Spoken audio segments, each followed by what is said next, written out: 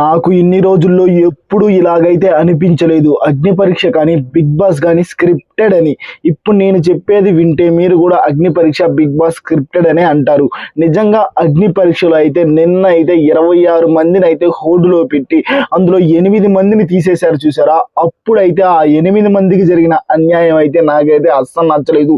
అసలు ఆ 8 మందికి ఎలాంటి అన్యాయం జరిగిందంటే ఫస్ట్ ఆఫ్ ఆల్ నిజంగా మీరు అగ్ని పరీక్ష అయినా, బిగ్ బాస్ అయినా మొత్తం స్క్రిప్టెడ్. ముగ్గురు జడ్జిలు అసలు మాకు ఎవరూ నచ్చట్లేదు, మొత్తం డ్రామా చేస్తున్నారు అని మీకు అనిపిస్తే ఖచ్చితంగా ఆ లైక్ బాక్స్ అనేది భద్రయ్యేటట్టు లైక్ చేయండి. అందరికీ తెలియాలి. ఫస్ట్ ఆఫ్ ఆల్ షేర్ కూడా చేయండి. ఎందుకంటే ముగ్గురు జడ్జెస్ 2 వరస్ట్ కాబట్టి. ఇప్పుడు అభిజ్ఞ అనే అమ్మాయి అయితే ఈ రోజు వచ్చింది కదా, తను మ్యారీడ్ అయినా కానీ వచ్చి బాగా యాక్టింగ్ చేస్తుంది అని చెప్పి మీరే 2 గ్రీన్స్ ఇచ్చారు. ఆ తర్వాత మళ్ళీ ఏందో ఏకాభిప్రాయం అంటారేంటి నాకు అర్థం కావట్లేదు. ఇలా చాలా మంది అమ్మాయిలకైనా అబ్బాయిలకైనా 2 గ్రీన్స్ వచ్చి ఒక రెడ్ ఉన్న వాళ్ళని కూడా తీసేశారు.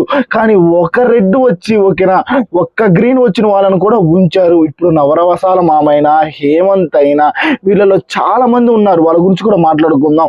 వాళ్ళందరినీ ఉంచి అభిజ్ఞ లాంటి వాళ్ళని, ఇంకా కొంతమంది అమ్మాయిల్ని కావాలని అబ్బాయిల్ని రెడ్ ఓకేనా, వాళ్ళకి ఒకటే రెడ్ వస్తుంది కానీ కావాలని ఏకాభిప్రాయంతో తీసేశారు. ఇప్పుడు బిగ్ బాస్ లో వీళ్ళు ముగ్గురు ఉన్నప్పుడు ఏకాభిప్రాయంతో ఎవరన్నా వీళ్ళని తీసేస్తుంటే ఎంత గోల చేసేవాళ్ళు ఓకేనా. బిందు మాధవి గారు అయితే ఇంకా రచ్చ చేసేవాళ్ళు. కానీ ఇప్పుడు స్టేజ్ మీదకి తీసుకొచ్చి వాళ్ళ 26 మందిని, వాళ్ళలో 8 మందిని మీరు తీసేస్తే మీరు 2 గ్రీన్స్ ఇచ్చినప్పుడు వాళ్ళ ఇంట్లో వాళ్ళకి ఫోన్ చేసుకొని అమ్మా నేను సెలెక్ట్ అయ్యాను, నానా నేను సెలెక్ట్ అయ్యాను, ఇప్పుడు నాకు ఏదైనా టాస్క్ పెడితే నేను బాగా ఆడతాను, మీ పేరు నిలబెడతాను అని చెప్పి వాళ్ళతో ఎంతో ఎమోషనల్ గా ఆ అమ్మాయి మాట్లాడి ఉంటది కదా. వాళ్ళ ఫ్రెండ్స్ తోటి, వాళ్ళ అన్నలతోటి, వాళ్ళ రిలేటివ్స్ తోటి, అందరితోటి ఆ అబ్బాయి అయినా ఆ అమ్మాయి అయినా సెలెక్ట్ అయిన వాళ్ళు 2 గ్రీన్స్ వచ్చిన వాళ్ళు చెప్పుకొని ఉంటారు కదా. మీరు తుస్తున్న ఏకాభిప్రాయం అని చెప్పేసి స్టేజ్ మీదకి తీసుకొచ్చి వాళ్ళు బాగా ఆడారా లేదా, వాళ్ళు బాగా పర్ఫార్మెన్స్ చేశారా లేదా అని ఇప్పుడు మీకు ఎమోషనల్ గా వాళ్ళ స్టోరీస్ చెప్తే వాళ్ళకి 2 గ్రీన్స్ ఇచ్చారు. ఇప్పుడు ఫైనల్ గా మళ్ళీ వీళ్ళది ఎమోషనల్ స్టోరీ, అభిజ్ఞ అనే అమ్మాయిది ఎమోషనల్ స్టోరీ. ఇప్పుడు ఈ రోజు వచ్చి చూసారా ఝాన్సీ రెడ్డి అనే ఫస్ట్ అమ్మాయి వచ్చింది చూసారా, మా డాడీకి బిగ్ బాస్ అంటే చాలా ఇష్టము, ఎప్పుడు పెట్టుకొని చూసేవాడు, చనిపోయాడు, ఆ తర్వాత మా డాడీ కోసం నేను రావాలనుకుంటున్నాను అని ఒక ఎమోషనల్ స్టోరీ చెప్పింది. తను క్రికెటర్ అని చెప్పింది, తను డాన్స్ బాగా వేస్తాను అని చెప్పింది. ఇన్ని ఉన్న అమ్మాయిని కావాలని చివరిలో ఏమీ లేదు ఓకేనా, చివరిలో కావాలని అమ్మాయిది ఒక ఎమోషనల్ స్టోరీ చెప్తే ఏమీ లేదు అని చెప్పి ఆ అమ్మాయిని అయితే టాప్ 15 లోకి అయితే తీసుకోలేదు. మరి ఒకటే గట్టిగా నేను అడుగుతున్నా, ఫస్ట్ ఆఫ్ ఆల్ గాయత్రి ఒక అమ్మాయి అయితే వచ్చింది ఓకేనా, అమ్మాయిని నార్మల్ గా స్టేజ్ మీద బాత్రూమ్స్ క్లీన్ చే అన్నట్టు ఒక టాస్క్ అయితే ఇచ్చారు. ఆ అమ్మాయి అంతగా ఏం చేసిందని కూడా నాకు అనిపించట్లేదు.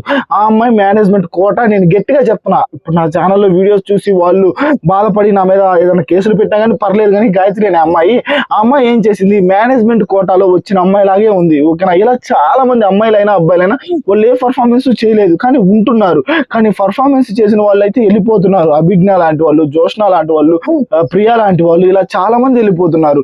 ఇదైతే నాకైతే అస్సలు నచ్చలేదు. ఇప్పుడు రోహిత్ నాయుడికి ఒక రెడ్ ఇచ్చారు మీరు ఓకేనా, ఒక గ్రీన్ ఇచ్చారు అంతే రోహిత్ నాయుడికి. కాకపోతే ఫైనల్ చేసేటప్పుడు మాత్రం అతన్ని తీసుకున్నారు. అతన్ని తీసుకోవాలి, ఎందుకంటే బిందు మాధవ్ గారు ఓవర్ యాక్షన్ చేశారు కాబట్టి. అలాంటి వాళ్ళని మీరు ఒక గ్రీన్ ఇచ్చి తీసుకున్నా కానీ ఓకే, కానీ గాయత్రి అమ్మాయి ఏం చేసింది స్వామి, అలాంటి వాళ్ళని తీసుకుంటున్నారు నాకు అర్థం కాలేదు. ఇది మాత్రం నాకైతే అస్సలు నచ్చలేదు. గాయత్రి అయినా నవరసాల మామ అసలు ఆయన ఏమన్నాడు, ఒక బ్లైండ్ గాలికి కిస్ పెడతాను నేను అన్నాడు. ఆయనకు వచ్చింది ఒక్క గ్రీన్, అది అభిజిత్ గారు అయితే ఇచ్చారు. అతన్ని తీసుకున్నారు టాప్ 15 లోకి. కాకపోతే గేమ్స్ బాగా ఆడి వాళ్ళ స్టోరీ బాగా చెప్పిన ప్రతి ఒక్క అమ్మాయినైనా అబ్బాయినైనా 8 మందిని కావాలని తొక్కేశారు ఈసారి నాకు అనిపిస్తుంది. ఉప్పల్ వాళ్ళకు కూడా జరిగింది అలాంటి అన్యాయమే కదా. ఇప్పుడు హేమంత్ అనే అబ్బాయి అచ్చం కళ్యాణ్ పడాలాగా స్టోరీ చెప్తున్నాడు, అది అన్నారు.